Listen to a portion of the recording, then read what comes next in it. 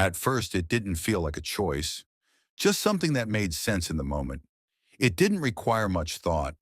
It didn't feel like a turning point. It felt practical, reasonable, a small favor, temporary, easy to undo later. That was the assumption. The person in this story didn't hesitate. They had helped before. They were the kind of person people relied on. This felt no different. There was no pressure, no ultimatum, just an expectation quietly placed in front of them. And when something feels familiar, it rarely feels dangerous. At first, it even felt good, useful, needed, the kind of thing that confirms the version of yourself you already believe in. So they said yes, and then they said yes again. The days blended together. The favor became routine. The routine became expected, not because anyone demanded it, but because no one questioned it. No one announced the change. It didn't arrive with conflict or resistance. It happened quietly, almost politely. Time passed in small, unremarkable pieces. A little extra here, a small adjustment there, none that felt worth pushing back against.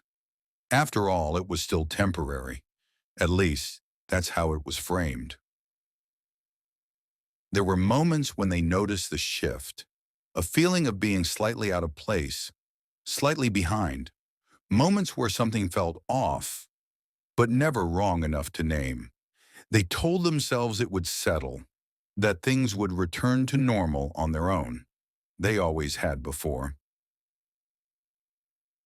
What they didn't realize was that the decision had already done its work. Not all outcomes arrive suddenly. Not all consequences make noise. Some settle in slowly until they feel permanent. The unexpected part wasn't the burden. They could handle that. It was what disappeared. Time they didn't remember giving away. Energy they hadn't planned to lose. Options that quietly closed without announcement.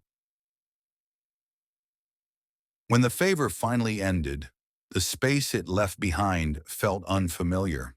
Not empty, just different. Life hadn't fallen apart. Nothing dramatic had happened. It had simply moved on without asking. Looking back, there was no single moment to point to. No obvious mistake. No clear warning. Just a series of reasonable decisions that led somewhere they hadn't intended to go. This story isn't about saying no. It's about noticing when temporary things stop being temporary, because the most unexpected outcomes usually come from choices we never questioned.